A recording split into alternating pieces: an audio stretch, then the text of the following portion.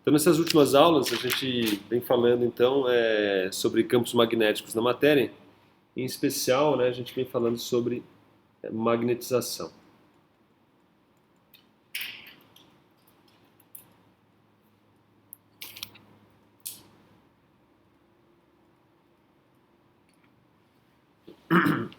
Então, o que a gente viu, a gente começou a tratar os diamagnéticos, paramagnéticos e ferromagnéticos. E nossa primeira, vamos dizer, introdução aqui, nós explicamos o fenômeno de paramagnetismo, tá certo? Então, no paramagnetismo, você tem que o campo elétrico ele induz o torque num certo dipolo e ele então acaba alinhando, tendendo, né, a alinhar é, esses dipolos, né, infinitesimais com o seu campo elétrico, dado um torque no seu momento de dipolo. Então, basicamente, a ideia é você tem aqui vamos dizer, um circuito passando uma certa corrente. E essa corrente, então, ela induz aqui, vamos dizer que tem essa corrente aqui, ela tem aqui associada a ela aqui um momento de dipolo. Então isso pode estar associado, por exemplo, com um spin, certo? Então você pode pensar também não só numa corrente, mas imagina que você tem um spin eletrônico, né? E esse spin, então, ele também aliás, o spin eletrônico seria um dipolo magnético, né? No caso, você tem uma corrente mesmo no filamento aqui, e essa corrente nesse filamento produz esse momento de dipolo. E você tem um certo campo B aplicado numa certa direção qualquer aqui, por exemplo.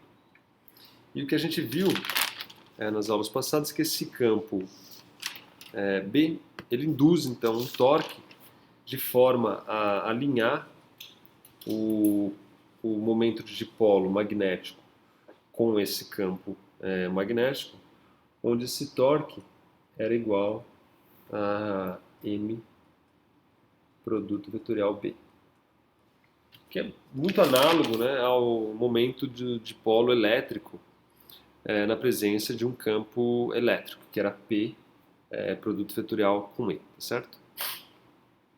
Então esse campo magnético ele acaba induzindo então um torque nesse momento de dipolo e ele alinha esse dipolo então paralelamente ao campo, tá certo? E é esse torque aí que responde então pelo paramagnetismo, tá certo? Paramagnetismo. Geralmente você tem esses efeitos, como a gente já falou, em sistemas onde você tem um número ímpar de elétrons, tá certo? Porque quando você tem um número par, né, você vai pelo princípio de exclusão de Pauli, né, se você tem um spin para cima, um para baixo, para cima, para baixo, se for um número par, então a soma total do spin total dá zero. Então isso acaba geralmente, então isso faz com que o paramagnetismo não seja tão evidente. No entanto, quando você tem um número ímpar de elétrons, em materiais que têm número ímpar de elétrons, aí você tem então o efeito de paramagnetismo mais evidente, certo?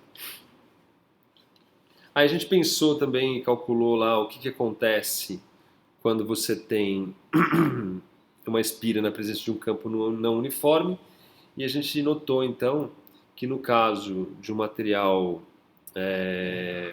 paramagnético, você tem que essa força faz aparecer uma força que atrai o seu dipolo em direção ao campo. Então o que a gente viu, se você tivesse aqui um cilindro, por exemplo, aqui nas bordas ele produz um campo que não é uniforme, tá certo? E você tem aqui então o seu anel aqui com um certo dipolo M. Então isso aqui tudo a gente já viu. Então isso basicamente, se você olhar o anel aqui, você tem esse anel, você tem campos aqui na borda,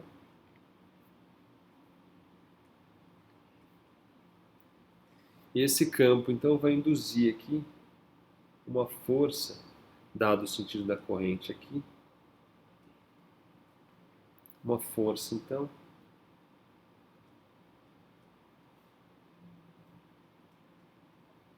aqui está o nosso cilindro aqui, né? Então você tem uma força, se você olhar, você vai ter uma componente radial, né? Se você decompor essa força nas duas aqui, aqui e aqui, aqui e aqui. Então você vai ver que, em teoria, no final das contas, você vai ter uma força aqui que vai atrair esse momento de dipolo aqui em direção ao campo, certo? Está sendo atraído devido a essa força aí. E o momento de dipolo está aqui, né? Você tem um momento de dipolo, ele é atraído em direção ao campo. Então, o paramagnetismo, né, faz com que o objeto em questão então seja atraído à fonte geradora de campo elétrico. Muito bem, hoje a gente vai estudar um outro tipo de efeito que não está relacionado com o spin, mas sim com a órbita atômica. Então, o 6.1.3 ele é o efeito de um campo magnético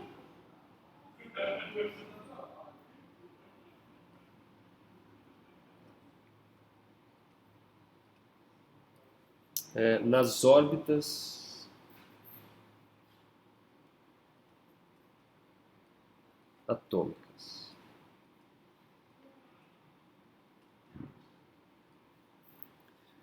Muito bem, obviamente que esse aqui é um tratamento clássico, tá? Não tem nada de mecânica quântica aqui, ó. Então a gente sempre vai tratar aqui o átomo como sendo uma carga positiva localizada ali, que é o núcleo, né? E você tem então orbitando essa carga, esse núcleo positivo aí, uma carga negativa, como se fosse o nosso modelo planetário, certo? Essa é a ideia clássica aí da descrição do átomo, que é o que a gente vai utilizar aqui para descrever o fenômeno de diamagnetismo daí que vai aparecer aqui.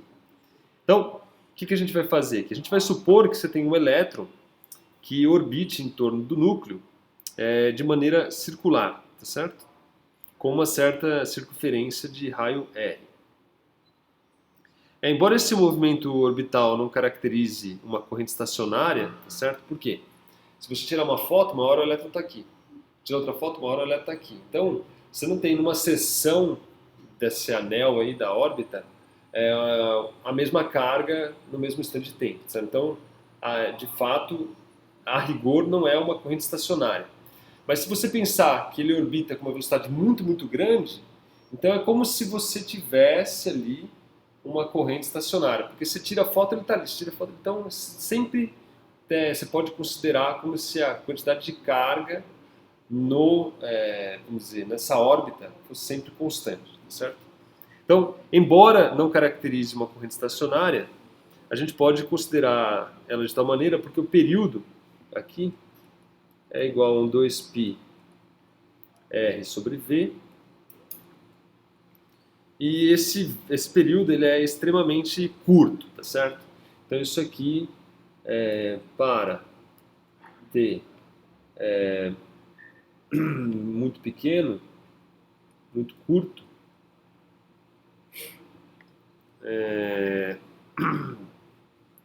podemos considerar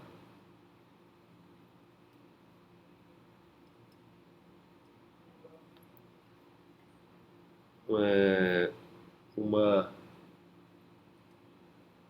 corrente estacionária.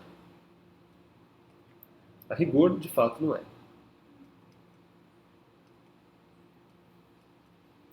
Veja que é importante que seja uma corrente estacionária, né? Porque todas as nossas propriedades aí que a gente vem deduzindo do magnetismo aí, elas são baseadas em correntes estacionárias, tá certo? A gente não está falando em variação temporal da corrente, a corrente seria constante.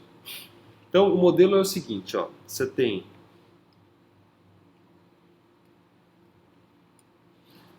um núcleo, nosso foco é basicamente o elétron, que está, então, se movimentando e orbitando em torno desse núcleo. A gente vai supor um raio aqui constante. Então aqui está o meu elétron. o meu elétron está se movimentando com essa velocidade v aqui. Vamos pôr aqui um eixo z aqui. Então veja, se o elétron está se movimentando em sentido anti-horário, a corrente é no sentido horário, tá certo? Se a corrente é no sentido horário, você tem então uma magnetização aqui que aponta, no caso, então,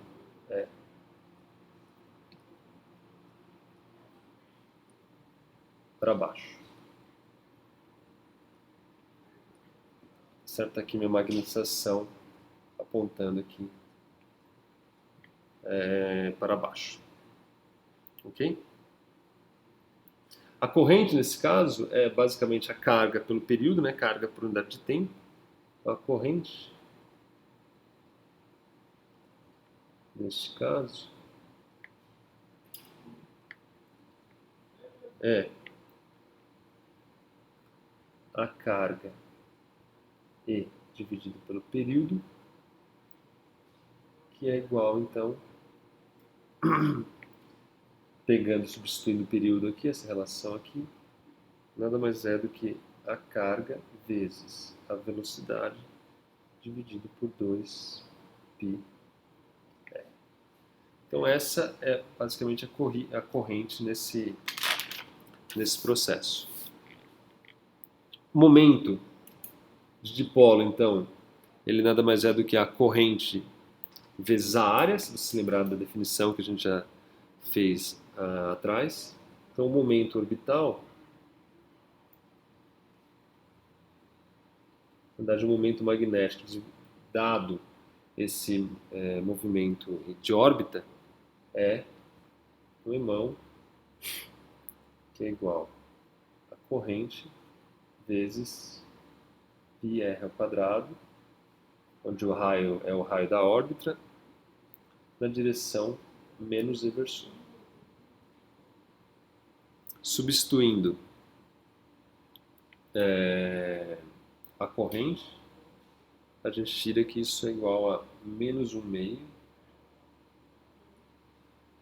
de EVR na direção desinversor.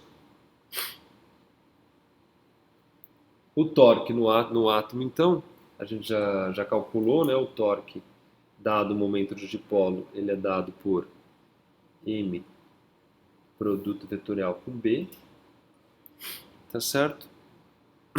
Quando esse átomo é colocado na presença de um campo magnético. Então isso aqui é o torque no átomo quando na presença de um campo B. Ok?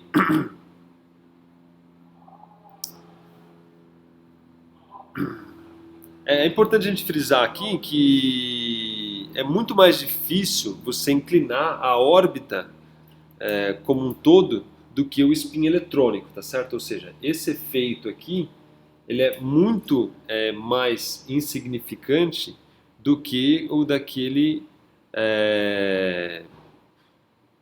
quando o torque é aplicado no spin eletrônico, tá certo? De forma que a contribuição orbital para o paramagnetismo ela é bastante pequena, tá certo? Então isso é importante a gente frisar. No entretanto, o campo magnético ele pode acelerar ou desacelerar o elétron, visto que o mesmo vai alterar a aceleração centrípeta desse objeto. Então, para esse objeto, para esse elétron se manter numa órbita circular, ele está sujeito a uma aceleração centrípeta, cujo módulo aqui nada mais é do que a massa do elétron vezes v ao quadrado sobre r. Tá certo? Então essa é a minha aceleração centrípeta, que pode ser escrito como sendo 1 sobre 4πε0 e ao quadrado sobre r ao quadrado, que é basicamente a aceleração, a atração elétrica, tá certo? Isso aqui na ausência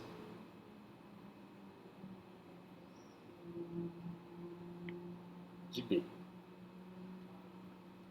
Então eu tenho o núcleo, né? Isso tem o meu núcleo aqui, vamos pensar de novo. Tem o meu núcleo positivo, tem o elétron aqui se movimentando em órbita circular. Quem mantém esse objeto preso ele em órbita circular é uma força aqui de atração, que nada mais é do que a força elétrica. Tá certo? É a única força que tem na ausência de B. Se não tem B, só tem a força elétrica. Então essa força elétrica ela é igual à minha aceleração centrípeta. Tá certo? Senão ele sairia pela tangente e ia embora. Então para ele ficar ali no movimento circular... Isso, é a força colombiana. Exatamente. Então aqui a carga ao quadrado, né? Porque a carga do núcleo é igual à carga do elétron, não é isso? Então é carga ao quadrado dividido por r ao quadrado. Muito bem. Na presença de um campo magnético, no entanto, você tem uma força adicional que aparece, que é menos E V vetor B. Essa aqui é a força extra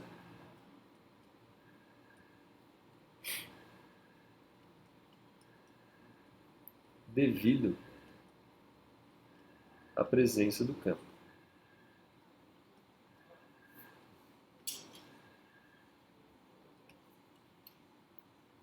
Então, nesse caso,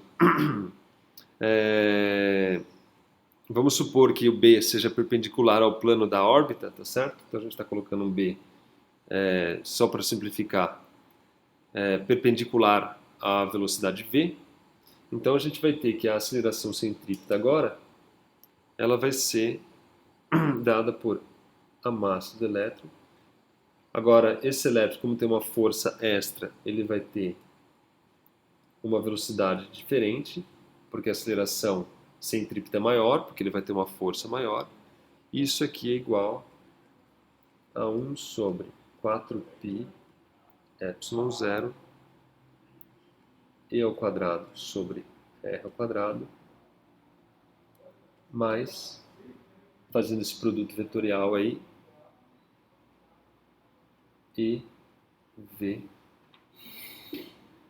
b, onde o meu v barra aqui é maior que o meu v, onde o v aqui era a situação na ausência do campo magnético, tá certo? Aí, obviamente que surgem algumas perguntas aqui, que é natural, né? Porque em teoria, aliás, na prática, né, na eletrostática e na magnetostática, o B não realiza trabalho, né? Então a pergunta que aparece natural é como o B aumenta a velocidade orbital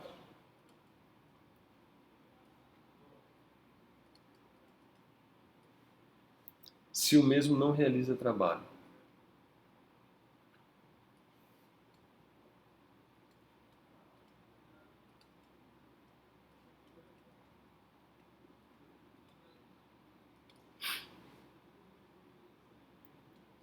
Então isso de fato não é a gente não vai responder agora, mas como a gente vai ver no capítulo 7, o fato de você ligar o campo magnético, né, faz com que esse campo magnético seja variável, né, ele estava desligado, depois se ligou.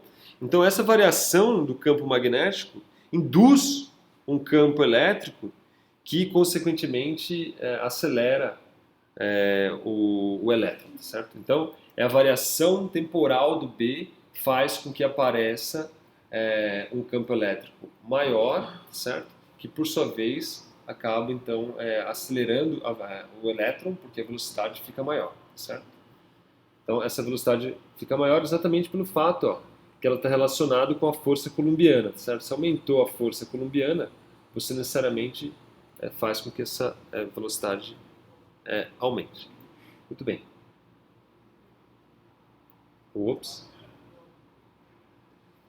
Então, visto que... Então, na condição sem campo, 1 4π epsilon 0, e ao quadrado sobre r ao quadrado era igual a massa do elétron, velocidade ao quadrado sobre r, e que 1 sobre 4π epsilon 0 e ao quadrado sobre r ao quadrado mais e v barra b é igual a massa do elétron, velocidade agora do elétron orbital, mas na presença do campo igual a r. Então, a gente tem a situação sem campo e a região com o campo. Daqui, então, a gente quer calcular, o nosso objetivo é calcular a variação dessa velocidade, certo? Então, se eu pegar e subtrair uma equação da outra, daqui, então, eu tiro que E V barra B é igual a massa do elétron sobre o raio V barra ao quadrado menos V ao quadrado. Tá certo? Disso aqui, então, é fácil a gente escrever como sendo a massa do elétron sobre R, V barra mais V, V barra menos V. Só deixa eu só arrumar esse V barra aqui. De forma que, assumindo...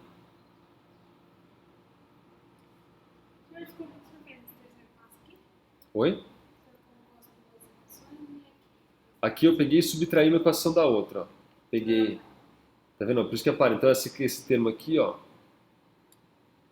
vai cancelar com esse, tá certo? Aí vai ficar, ó, esse menos esse. Aliás, no fundo eu pus o menos nessa equação de cima aqui, né? Então vai ficar, ó, V barra aqui ao quadrado, tá vendo? Ó, menos o V ao quadrado, ME sobre R. Tá vendo? Aqui, aqui, aqui. E isso aqui igual a esse termo aqui. E aí que eu só abri o quadrado aqui, né, ó, como sendo V barra mais V, V barra menos V. Quando você fizer essa distributiva, você tem isso aqui, exatamente isso aqui. Então, de forma que agora, se a gente assumir que o ΔV, ou seja, a variação nessa velocidade seja pequena, ou seja, ΔV aqui é o meu V barra menos V, seja um número muito pequeno, tá certo? Ou seja, o V barra aproximadamente igual a V. Não é igual, mas é aproximado. Se a gente fizer isso, você tira o seguinte, ó, E, B, vou passar o V barra dividindo aqui na expressão aqui acima, certo? Então, EB é igual a ME sobre R. Esse aqui não tem no livro lá, viu? Dá um V barra sobre V barra, mais um V sobre V barra menos V. Onde esse V barra menos V nada mais é do que o meu ΔV. Agora aqui, ó, se você se atentar à expressão aqui, isso aqui dá 1, né? Ó, V barra sobre V barra dá 1. E esse termo aqui, ó, como V é muito próximo de V barra, tá certo? Eu também posso aproximar esse termo aqui de 1. Aproximadamente 1. Tá certo? Então daqui eu tiro que ΔV é igual a ERB sobre 2ME.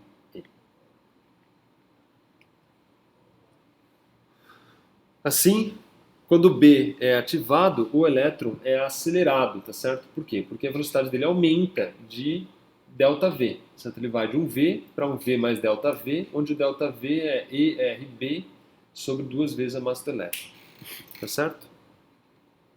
Agora note o seguinte, você está tendo então um aumento na velocidade orbital, tá certo? O que significa uma mudança no momento de dipolo. Se você olhar o momento de dipolo m, ele era igual, por definição, a corrente vezes a área. Tá certo? Isso aqui dá a corrente vezes πr ao quadrado. Agora, a corrente era nada mais do que o elétron dividido pelo período, que dava EV sobre 2πr. Isso tudo vezes πr ao quadrado. De forma que o meu momento de dipolo ele era igual a 1 meio de EVR. Tá certo? Se você aumenta o V de V para um ΔV, tá certo? Você tem uma variação do momento de dipolo, que é um ΔM,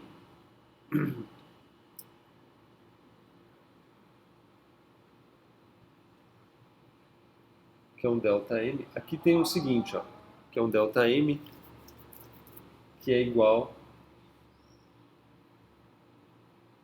a menos 1 sobre 2 E ΔV sobre R na direção reversor. Lembrando, né, que o ΔM apontava na direção menos reversor, tá certo? Então tá aqui a variação dele em módulo, tá certo? Tá aqui a variação dele vetorialmente, na direção, apontando na direção menos E. Tá certo? Então, isso o que implica? Ó, veja, presta atenção, vamos voltar lá na figura. Você está aplicando um campo elétrico na direção reversor, tá certo? Então você está aplicando o seu campo elétrico aqui, ó.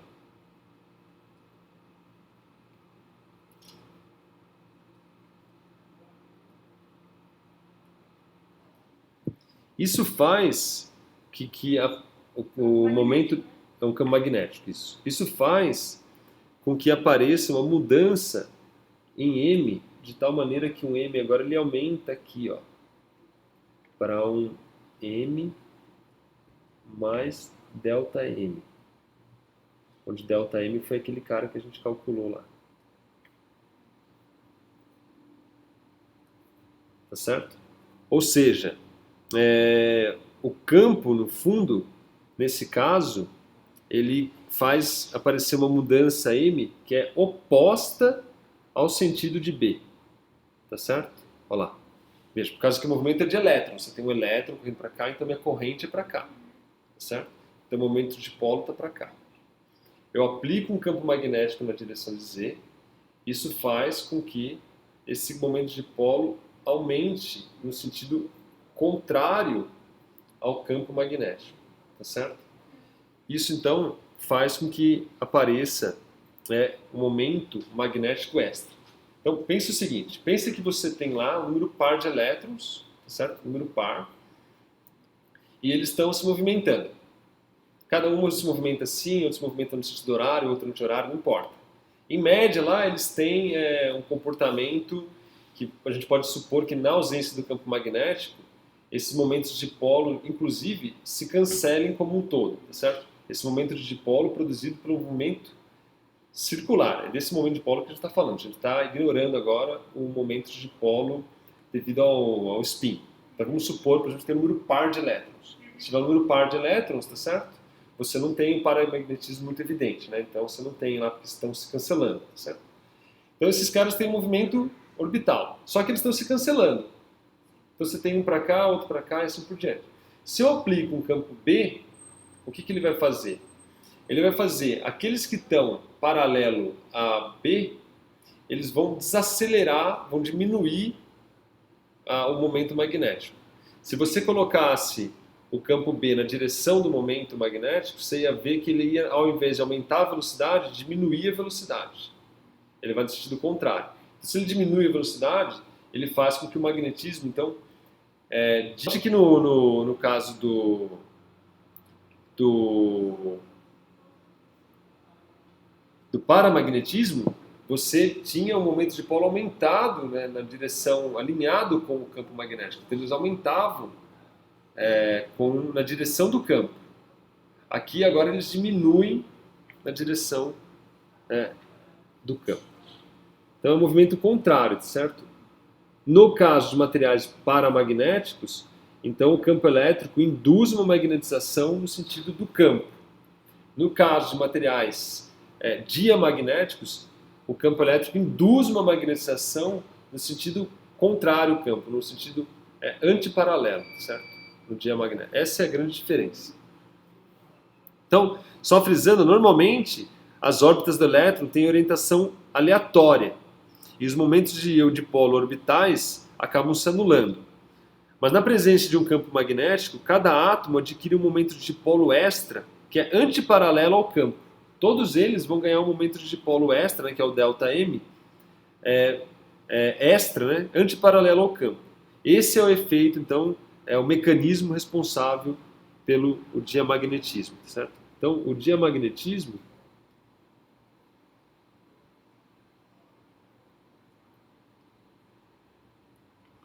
é proveniente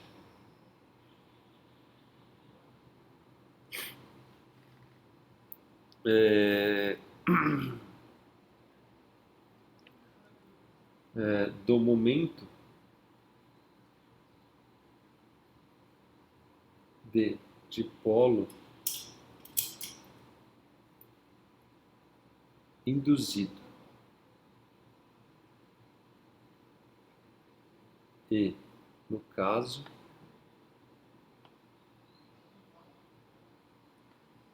antiparalelo a B.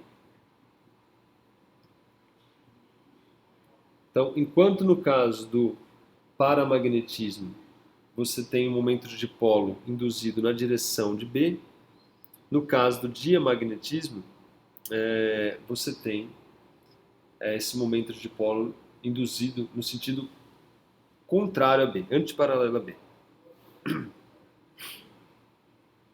Esse fenômeno ele é universal, certo? E afeta todos os átomos, porém é importante a gente frisar que ele é muito mais fraco que o paramagnetismo, tá certo?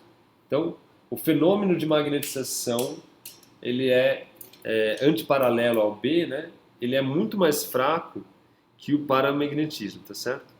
Então, nesse sentido, o mesmo é evidenciado principalmente em átomos com número par de elétrons, tá certo? Nos quais o paramagnetismo está normalmente ausente. Então, por quê? Imagina que você tem um número que o paramagnetismo está presente, ou seja, a gente está alinhando os spins. Ainda assim, você vai ter um pouco de diamagnetismo, só que ele é um efeito muito menor do que o do paramagnetismo. Tem materiais que acontecem os dois. Acontece os dois, sempre o diamagnetismo vai estar presente. Só que o alinhamento, imagina que você diminui um pouquinho o ΔM, mas o diamagnetismo ele faz o ΔM aumentar muito mais na direção do campo. Então, na média, ele vai ter aumentado na direção do campo. Mesmo que o diamagnetismo esteja diminuindo um pouco essa vamos dizer, amplificação, no geral, como ele prevalece, ele vai se alinhar e o momento de dipolo vai estar na direção do B. Tá certo? Agora, no caso onde você tem números pares de elétrons, aí o paramagnetismo não fica muito evidente. Aí o diamagnetismo, então, como está onipresente, sempre tem então ele fica mais evidenciado. Por quê? Porque o paramagnetismo vai a zero e aí você só enxerga o diamagnetismo, de fato. E é esses materiais onde, vamos dizer... hoje em dia já se faz, né? Não é tão complicado, mas você precisa ali de uma bobina gigantesca, né? Para criar um campo enorme. Não vai ser com um imãzinho que você vai fazer isso. Vai precisar de um mega de um ímã para você observar esse objeto. Note que aqui também a gente assumiu que o raio da órbita, né, do elétron, né, ele é constante, tá certo? Ou seja, a gente está assumindo que ele não é nem atraído nem repelido pelo elétron, simplesmente pelo núcleo. Simplesmente o que a gente está falando é que a velocidade é que se altera, né? Mas isso também não precisa ser verdade. De qualquer maneira, o diamagnetismo é um fenômeno que, apesar da gente criar um modelinho clássico para explicar aqui, ele é um fenômeno puramente quântico, tá certo? Então ele é fundamentalmente falho quando a gente explica pela física clássica. Mas o que a gente precisa ter em mente é basicamente isso, é a conversa de Barla. Olha, os materiais paramagnéticos eles são atraídos em direção ao campo magnético e os materiais diamagnéticos eles são repelidos. Tanto a magnetização de um quanto a magnetização do outro é muito pequena, que essa força de atração é muito pequena, mas você pode evidenciar isso desde que você tenha campos magnéticos, né, interaja o seu material, né, com campos bastante grandes, né, aí você consegue evidenciar e atestar isso. Quem passou no mestrado. É? A Mariana, o Roberto e o Nicolas passaram. A Mariana, Roberto? O Nick e o Nicolas passaram. Só faltou o Thiago.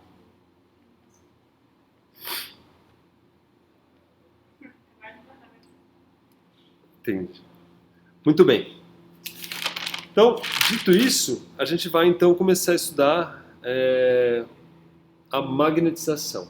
Então, 6.1.4 é a magnetização.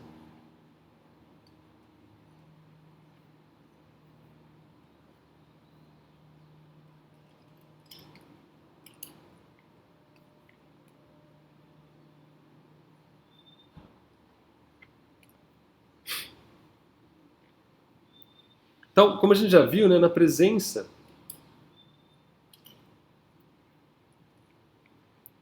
de um campo magnético,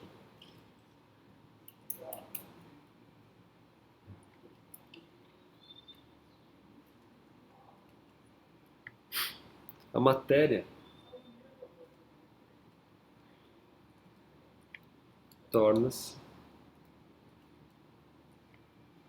magnetizada.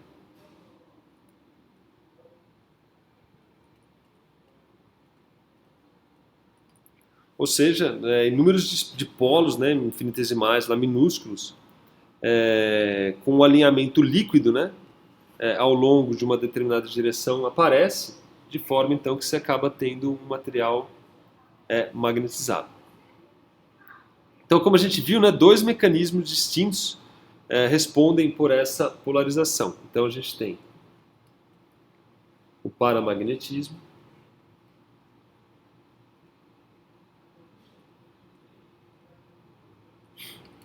então, no caso, nesse caso, né, os dipolos associados ao spin eletrônicos, então, dipolos associados aos spins eletrônicos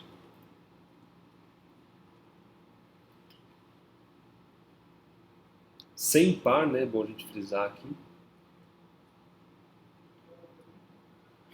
sofrem um torque, né, que tendem a alinhá-los paralelamente ao campo. Então sofrem um torque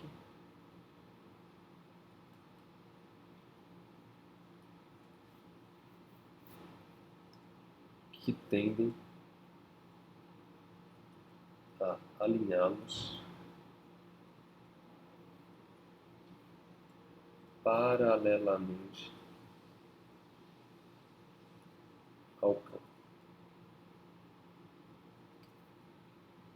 No caso, os dois, que são materiais diamagnéticos ou diamagnetismo, o fenômeno do diamagnetismo. Então, nesse caso, agora não está relacionado aos spins eletrônicos, mas sim à velocidade orbital dos elétrons é afetada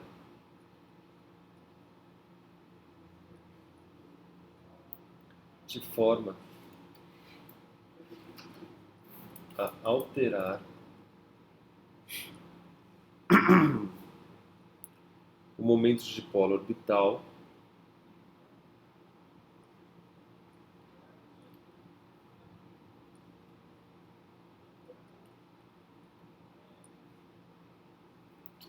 em sentido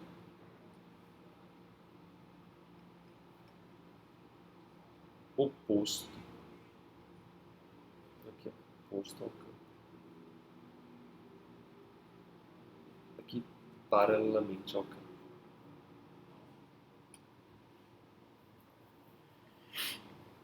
Muito bem. Então, basicamente a gente tem isso. Então, mas seja qual for a causa, tá certo? Seja um material paramagnético ou diamagnético,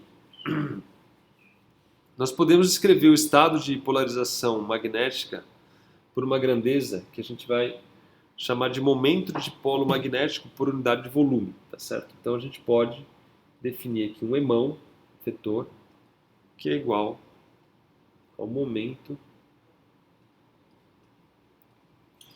de dipolo magnético por unidade de volume.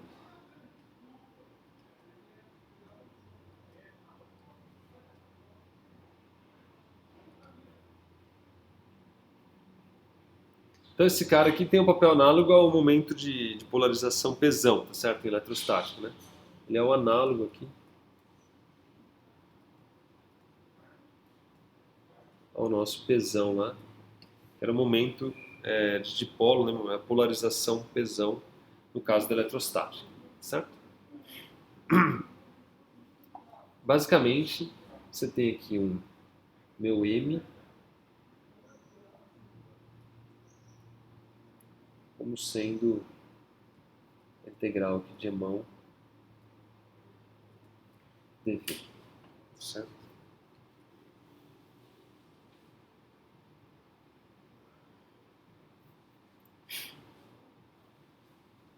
Isso me dá o momento de dipolo total do objeto. Muito bem. Bom, novamente, só para a gente frisar aqui, uma observação importante sobre o diamagnetismo e o paramagnetismo é que a sua magnetização ela é extremamente fraca, tá certo?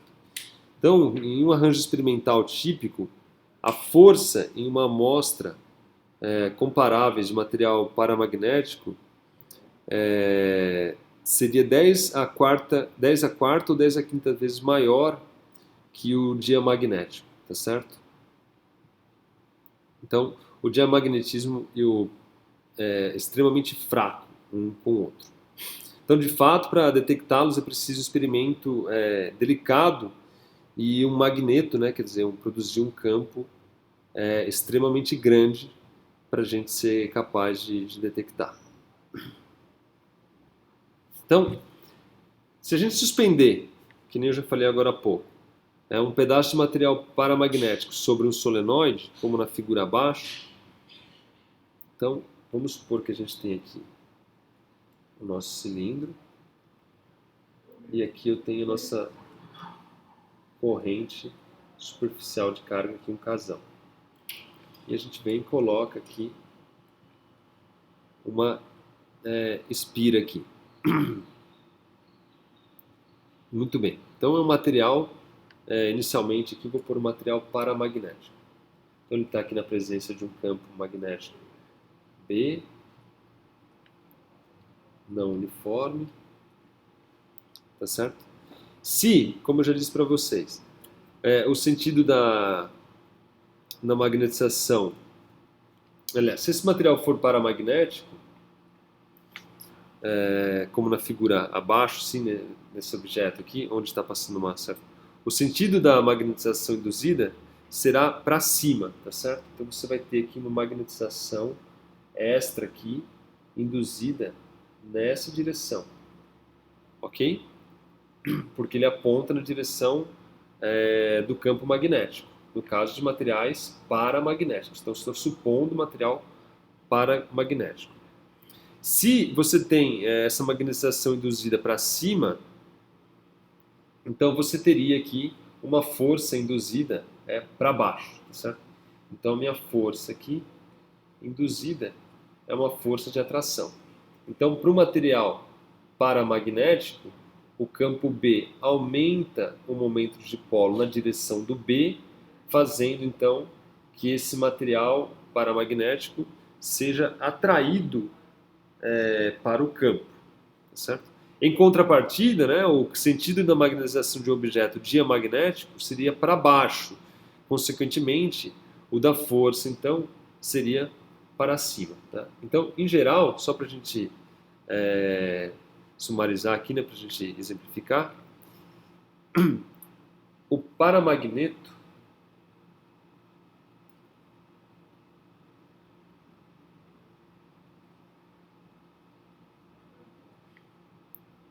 é atraído para o campo.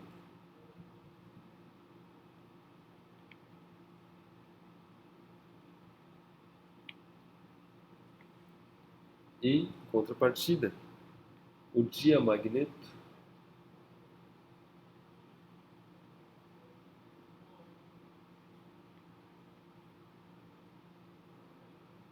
é repelido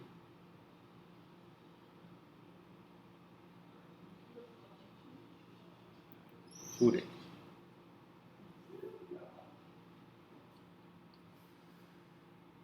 Tá certo? Então isso aqui é importante a gente ter em mente. O paramagneto, hã? Por ele, pelo campo.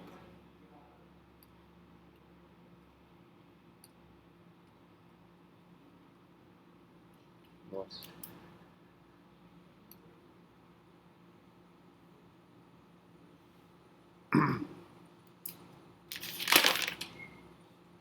Que horas são?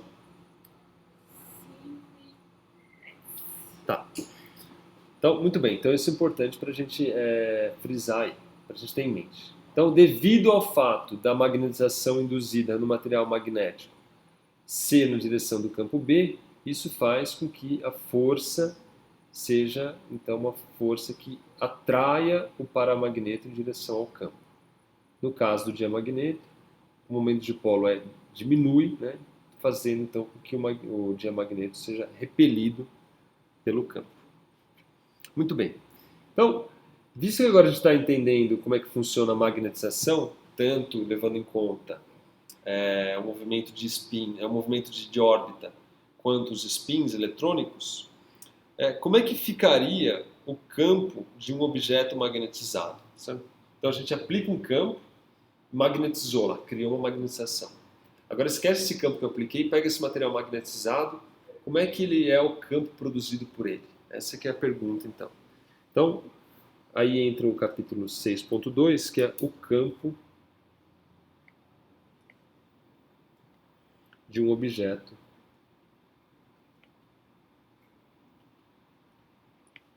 magnetizado.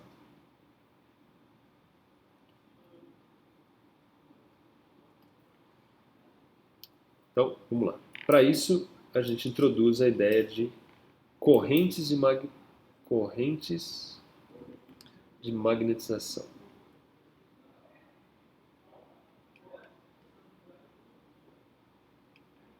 Então, o objetivo agora é esse: calcular qual é o campo magnético produzido por um objeto que foi magnetizado, certo?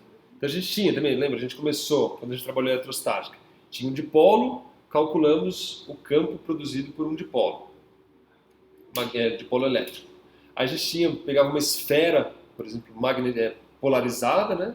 E a gente calculava qual era o campo produzido por essa esfera que tinha lá uma magnetização, uma polarização pesão lá, né?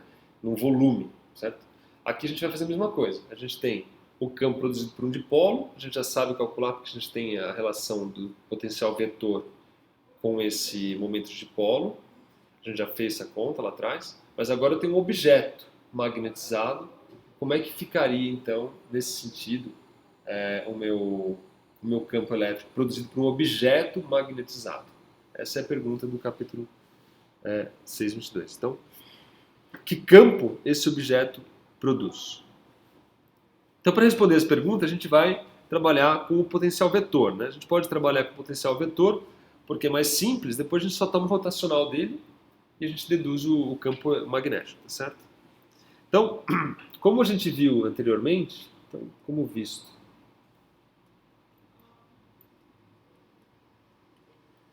anteriormente,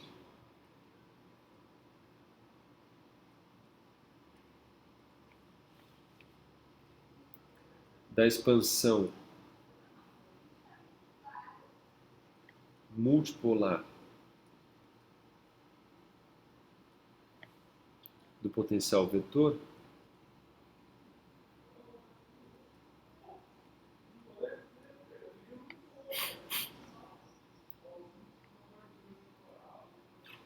esse potencial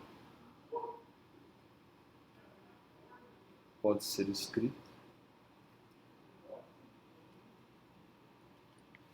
Então, se você olhar lá para trás, já mostrou que o A, uma posição R, é igual a μ0 sobre 4π m produto vetorial R versor sobre R ao quadrado, onde m é o momento de polo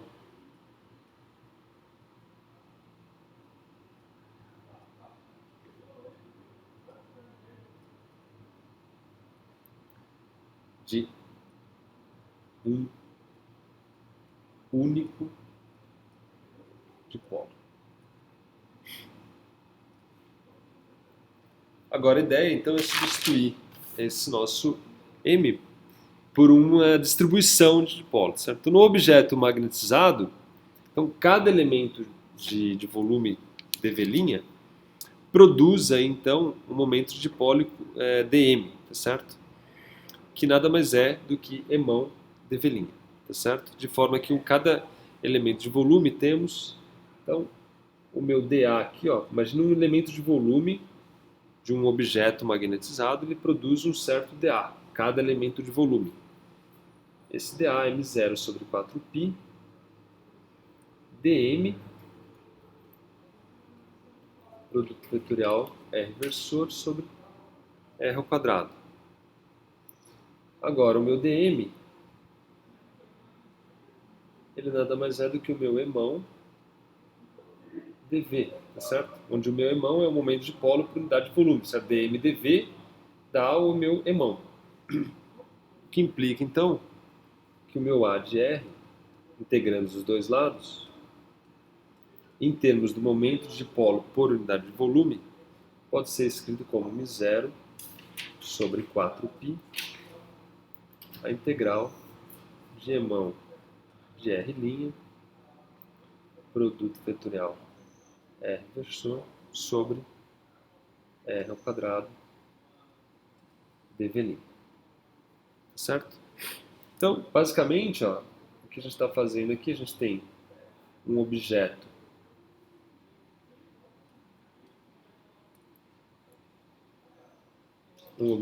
volume. Então aqui está a minha origem, né? Só para a gente se lembrar. A gente tem aqui o meu R', está aqui, ó, o meu elemento infinitesimal de volume. Ele tem aqui um certo dm associado a ele. E a gente quer calcular o campo produzido por esse momento de dipolo total aí, uma certa posição E. Então aqui a gente tem o nosso R estiloso ali, que nada mais é do que o R menos R'. Aqui é minha origem, né? E eu tenho que integrar isso por todo o volume. Tá certo? Então exatamente, eu vou integrar para todo o volume para somar a contribuição de todos os dm's, tá vendo? Todos esses dm's eu vou somar.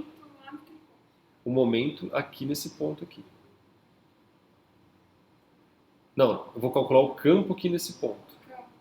O campo, né, no caso, o potencial vetor, né? Depois do tomo rotacional, eu calculo o campo. Então, ó, eu tenho esse momento de dipolo aqui, ó, que vai dar uma contribuição para esse campo aqui. Aí tem outros em outras posições. Tem um aqui, ó, por exemplo, que vai dar uma contribuição. Um aqui que vai dar uma contribuição. Eu vou integrar em todo o volume e somar a contribuição de todos eles. A contribuição de um é dada por isso aqui, lembra? Que era um dipolo. Aí, para transformar isso numa integral e levar em consideração de todos, eu faço então a transformação aqui do momento de dipolo para unidade de volume e aí integro agora em todo o volume. No fundo, ou seja, estou fazendo uma somatória de todos os elementos, todos os dipolos. Análogo ao que a gente já tinha feito no caso do campo magnético também, para calcular o campo magnético produzido por um dipolo elétrico. E a R' é vetor também, né? O R' também é vetor. Isso, tudo vetor. Tudo vetor. E o R que aparece aqui é a distância, né, do meu momento de dipolo aqui, né? Esse R aqui é a distância de cada elemento de dipolo até onde eu quero calcular o campo. Que no fundo é R menos R'. Tá, você vai calcular aí o potencial vetor, né? Isso. A ideia é calcular o potencial vetor. Que depois, pelo rotacional, a gente calcula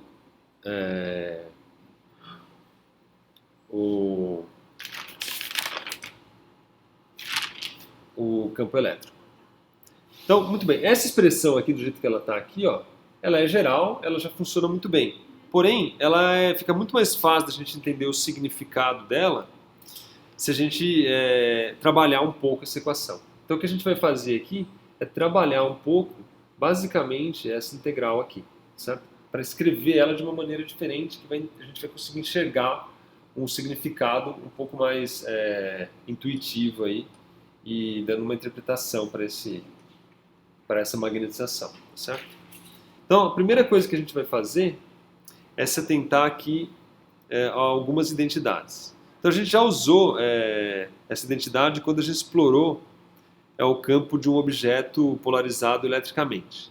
Então, basicamente, a primeira identidade é que o gradiente de 1 sobre R é igual a R versor sobre R ao quadrado. Onde o nabla aqui, ele atua sobre o R', tá certo? E o meu R é R menos R'.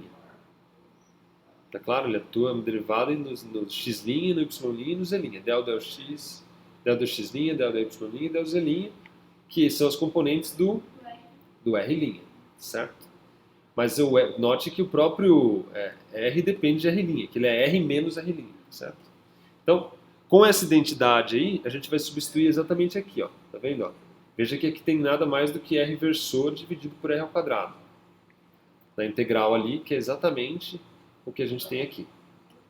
Então, simplesmente substituindo, a gente tira daí que o A de R pode ser escrito como μ0 sobre 4π a integral de N. Aqui também é um vetor. R', produto vetorial, o gradiente de 1 sobre R. Isso tudo integrado em dV'.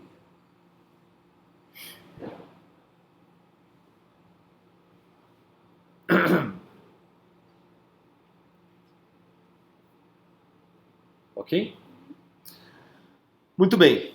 Agora a gente vai usar uma outra propriedade, que é a regra do produto. Então, se você tiver o rotacional de um escalar por um vetor, pense num vetor aqui qualquer, não é o campo magnético. Vou pôr até outra letra aqui para não confundir o campo magnético. Um vetor qualquer. Eu vou chamar de Gzão aqui. Isso aqui nada mais é do que o F, que é o escalar rotacional. Isso. Mas aqui é geral, tá certo? Só pus um escalar e um vetor qualquer.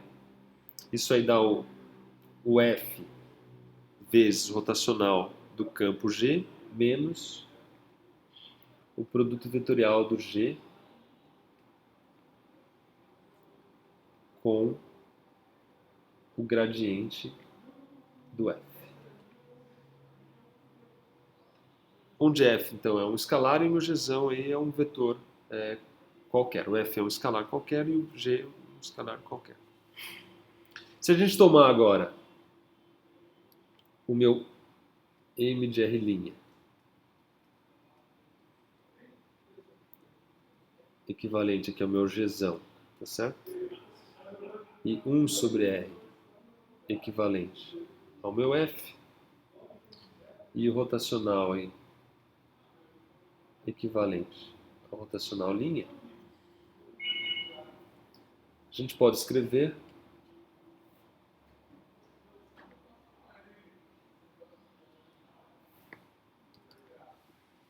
então, basta substituir usando essa identidade. Ó, note que aqui a gente tinha um vetor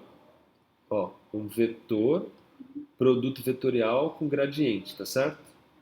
Que é exatamente o que a gente tem aqui, um vetor produto rotacional com gradiente, tá certo? Então eu vou substituir isso aqui pelo quê? Por isso menos isso. Tá certo?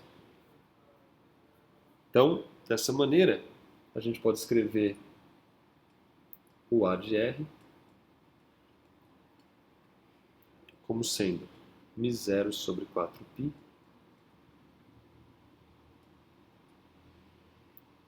integral de 1 sobre R rotacional de M R' dv' menos a integral do rotacional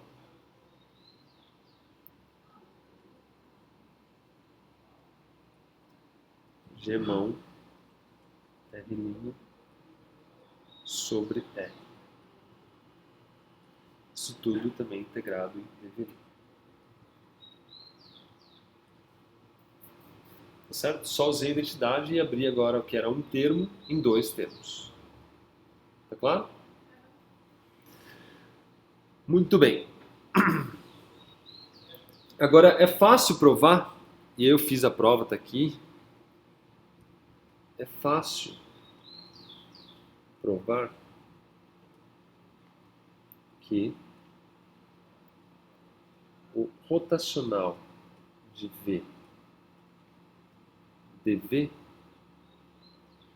é igual a menos o V rotacional dA. Então é bem fácil provar, isso aí é o exercício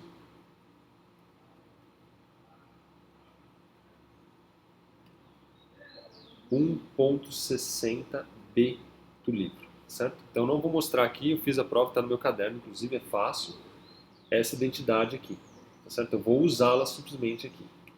Onde o V é um vetor qualquer, tá certo aí? Então o rotacional de um vetor integrado no volume é igual a menos a integral desse vetor rotacional com dA. Só fazer as contas aí, olha o exercício 1.60b, vai lá, olha a dedução, você vai ver que não é difícil mostrar isso. Então, se você fizer isso e utilizar nessa expressão aqui, ó, tá claro? Então, você tinha um rotacional de Emão ali, né? Você vai trocar esse rotacional de Emão por um Emão dA'. Aliás, minto, não é nem nessa aqui que você vai fazer a conta, é nessa aqui, ó. É nesse rotacional aqui, porque aqui você tem 1 sobre R para fora. Então a ideia é fazer essa expressão toda aqui que não tem 1 sobre R. Então é aqui que você vai usar essa identidade, de fato. Então, o meu A de R vai ficar o seguinte. μ0 sobre 4π integral do quê? 1 sobre R rotacional linha de M R' dv', mais μ0 sobre 4π integral na superfície toda fechada do quê? Ó, isso aqui vai ficar 1 sobre R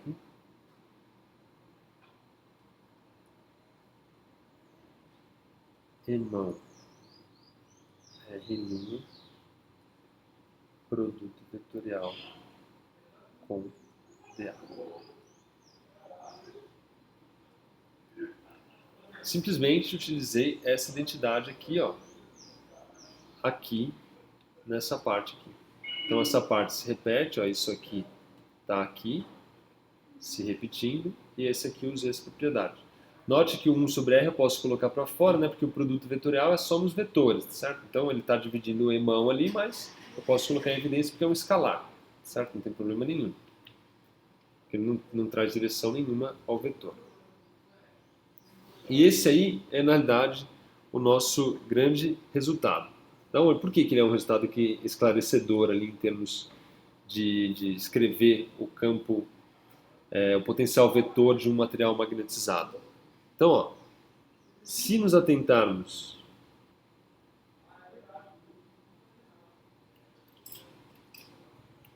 ao resultado geral,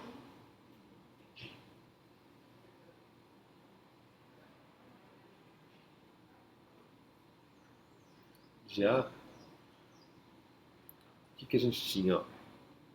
Quando a gente deduziu lá o que é o A de R, ele era igual a μ0 sobre 4π integral de I dl' sobre R, ou em termos de uma distribuição superficial de corrente, você poderia escrever isso como sendo K dA' sobre R, ou em termos de uma distribuição volumétrica, μ0 sobre 4π integral de um J de um R dV'. Tá certo? Isso aí é o nosso A de uma corrente, de uma distribuição de corrente de um J. E de uma distribuição de volumétrica de corrente. Então, olha só o que você tem. Por que isso é importante? Ó, se você se atentar aqui, você tem aqui, ó, 1 sobre R. Aqui você também tem 1 sobre R, ó. Tá certo? J dV', o J é um vetor, tá certo? Então, ó, esse cara aqui, ó, seria o meu J de magnetização, tá certo? E de maneira análoga, aqui você tem 1 sobre R, um M produto vetorial N versor, onde o N é a direção dA, certo? Integrado em dA. Esse cara aqui é um K de magnetização. Então você pode escrever o potencial vetor de uma magnetização em termos de uma corrente volumétrica. Então a gente define uma corrente volumétrica de magnetização que é igual ao divergente, ao rotacional de MR'. E eu defino uma corrente superficial de magnetização Km que é igual a um M R' produto vetorial N versor, onde o N aqui, ó, é o versor normal à superfície, tá certo? Ele aponta na direção de dA. Feito isso aí, ó, a gente substitui aqui o meu J de N, substitui aqui o meu K de N. O que a gente tira, então, é que o meu A de E é igual a μ0 sobre 4π integral no volume de J de N R' sobre R dV' mais μ0 sobre 4π integral de superfície de Km R' sobre R dA'.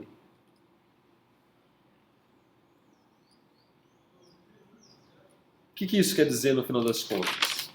Então, isso significa que o potencial vetor de um material magnetizado e, consequentemente, o campo B, né, produzido por esse, visto que o B é o rotacional de A, é o mesmo que seria produzido por uma corrente volumétrica de densidade Jm em todo o material, aliado a uma corrente superficial de densidade Km no contorno do mesmo. Então, o que a gente faz? Você tem a magnetização, tá certo? Você vai lá, calcula o Jm, que é agora uma densidade volumétrica de corrente, que está em todo o volume, que você calcula fazendo o quê? Tomando rotacional, tá aqui, ó.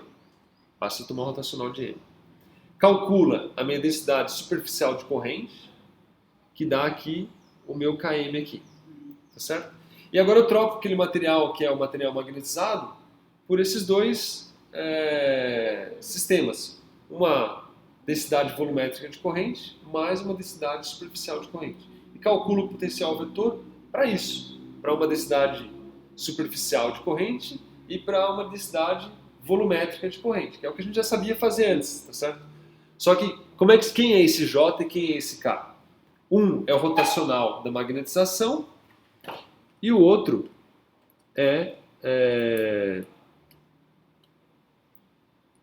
nada mais é do que o produto vetorial de M com o versor M. Né?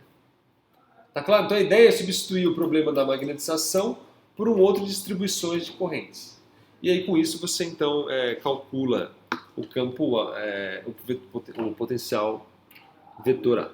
É análogo, se você olhar lá para trás, é análogo ao que a gente tinha para o campo elétrico. Se você olhasse no campo elétrico, a gente tinha, lembra, era o ρ preso, lembra? O ρ preso, ele era o menos o divergente de Pzão, e a gente tinha um sigma preso, que é a densidade superficial de carga, que era um P escalar inversor.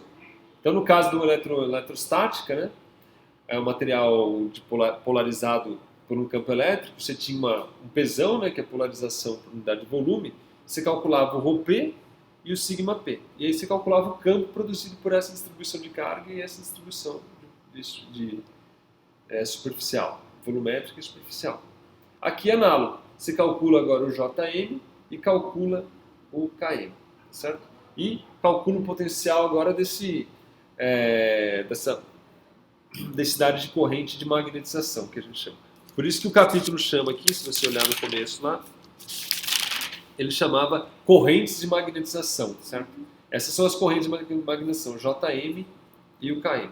Note que, assim como no caso do dipolo elétrico, se o momento de dipolo for constante, tá certo? O Pzão fosse constante, o meu ρ de P era zero, tá certo? Ó, porque o divergente de P é constante, dá zero, você só tem uma densidade superficial. Aqui é análogo, ó. Se ele for constante aqui, ó, o meu Jm é que dá zero, tá certo? Porque eu vou ter uma derivada desses componentes, dá zero, aí eu só vou ter a densidade superficial também, de corrente, para magnetização constantes. Ok? Então a gente para por aqui e amanhã a gente dá continuidade fazendo alguns exemplos, então, principalmente de uma esfera uniformemente magnetizada. Tá bom? Então, obrigado e a gente volta amanhã.